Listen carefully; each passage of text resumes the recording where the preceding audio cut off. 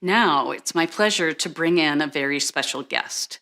Grammy and Brit Award-winning singer, songwriter, and actress Joss Stone is joining us for an exclusive interview and musical performance. Welcome, Joss. Oh, hello. How are you? I'm doing fine. How are you? Great. Very, very well. Yeah, it's a lovely morning here. It's great. Good. And where are you today? So today I'm in Nashville. I'm working on some new Lovely. music. So it's a great place to be for music. So nice. Yeah, Yeah. absolutely. Lovely. Well, thank you for joining us. Oh, thanks So, for having just me. during the pandemic, you started a podcast called A Cup of Happy. Oh, Can you talk to us a little bit about how you're trying to find happiness with your guests on the oh, podcast? yeah. Okay. So I realized at the beginning of all these lockdowns, I was like, oh, well, all my gigs are just going to go, right?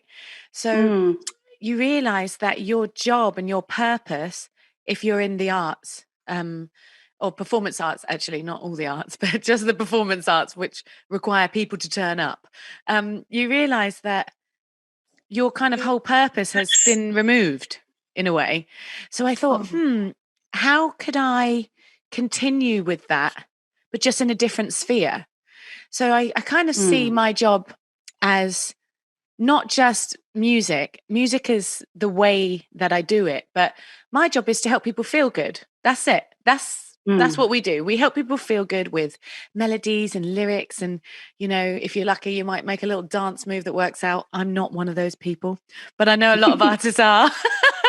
But the idea is to help people feel good. So I thought, what can I do?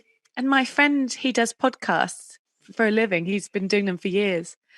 And we thought, okay, why don't we make a podcast about happiness and see what we can come up with? So we've been interviewing, because I don't know. I mean, I know what makes me happy, and I'm sure you have an idea of what Mm. makes you happy, but really it's different for everyone. And the way that our Mm. brains work is so interesting. So we've been talking to clinical psychologists, the CEO of the Happiness Institute in Denmark, and he's got a whole Mm. team of people that study happiness in different cultures, and it's just so interesting. So I have many questions, and most of my opinions are a little bit, layman, but every opinion is worth hearing. So I'm just really glad that we started it. It's just been really Mm. kind of joy making and very educational. Yeah, lovely. And was there what was one thought that you learned that you didn't know about happiness before? Um, I think I had an inkling because my dad has always brought me up, and my mum actually, but really my dad like honed it in on with me. He's like, Joss, you have you always have three choices. You never, Mm. you never don't. It's just, and if you believe that you don't have those choices, then you are incorrect. And that is, Mm. I think, having that belief that the choices exist for you um, is what allows you to be happy. I do believe that. So um, Mm. I was asked what is the kind of the one thing that all of these professionals have in common when they speak, and they all talk about choice. And I've recognized, I realized that um, some people find that conversation very uncomfortable. So Mm. the new thing that I've learned, I suppose, is that happiness is actually controversial. I was so surprised. How But it so? is. I did a few interviews in the UK. So obviously, we've got different cultures as well. Different cultures are happiness. They find happiness in different ways. Mm. I learned that from the guy from Denmark. He said that different cultures do different things to find their happiness, but really we are mostly the same.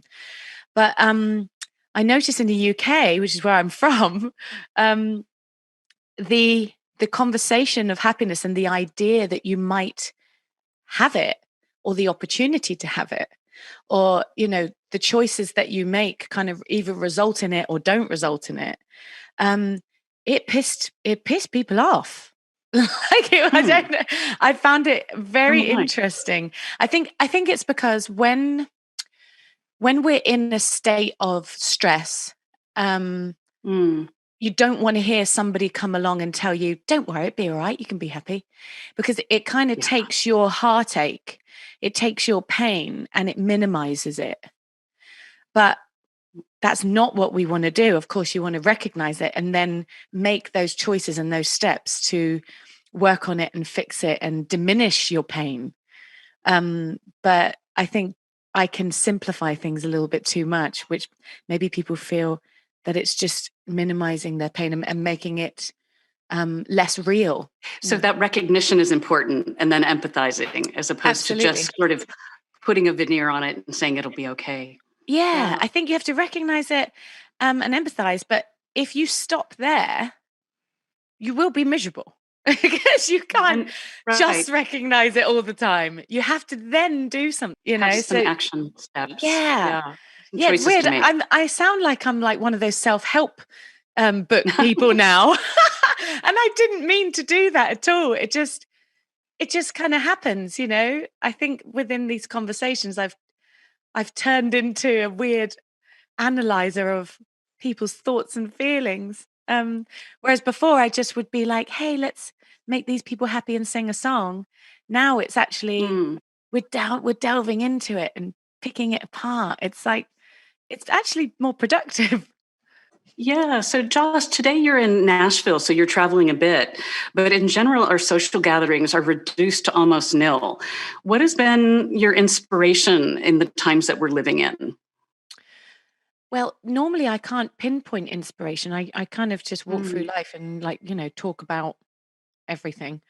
Um, and it's just, you know, anything can be inspiring, whether it's a cup of tea or a heartbreak. But I think at the moment, having things taken away has actually been inspiring in a weird way. You know, Hmm. we've got so much choice in this life as far as like convenience, especially when we're going hopping around from Berlin, where you are, the UK and America. Um, you know, we can go to supermarket, get whatever we want, whenever we want. You know, the roads are working, you know, they're pretty good. We can travel. Even now, I can still travel. You know, you need to do certain things with your paperwork, which is a little bit more extreme, but I can still do that.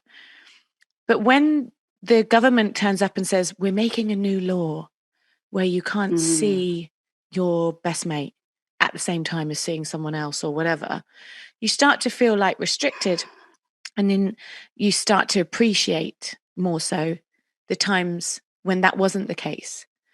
And I think we need to really like look around and see how free we actually are, because our freedom is being threatened massively. So it does help you to sit back and go, whew, I am lucky. We have been so lucky, you know. And then you kind of learn something about yourself. Like, do you want to join in with the rules or you want to fight them? You know, Yeah. so speaking of lucky, what and maybe whom are you grateful for during this time? oh, I'm so grateful for my lovely Cody, my fiance. He's amazing. He's been with me the whole time. Um, he's I'm so lucky that he turned up when he did, because he was working out in Iraq. So they would keep him for 3 months and then he'd have a month off. That's kind of how it was. But luckily, when they locked down, it happened to be on his month off. And I mean, we were in Brooklyn then and we were moving around. And I mean, it's been a mad time. It really has. But he's been with me through it all. And he didn't go back. At first, it was because of Corona; they couldn't go back, and the guys that had got stuck out there for 6-7 months. Then, then I got pregnant, and he was supposed to go back, and he's like, "I'm not going back now," because he could be stuck out there. So, in a way, it was a blessing that he happened to turn up when he did and have that time off. It was a blessing that he wasn't allowed to go back. And then it was a blessing that he decided not to at the end. And I don't know what I'd do without him. He's amazing. He's just been amazing. That sounds like a lot of blessings. Yeah, God, so many. Well, we're all grateful that you're here with us today. Oh, thank you, love. I'm grateful to be here. It's great. And you know, to play these songs that we did was so cool. I haven't played with my band for ages. And it just, yeah, everything, I feel very positive about this whole experience, you know. So thank you guys for letting me do it. It's been good. Well, so without further ado, let's move to listening to some of your wonderful songs. Really looking forward to this. Thank you. Nice. All right.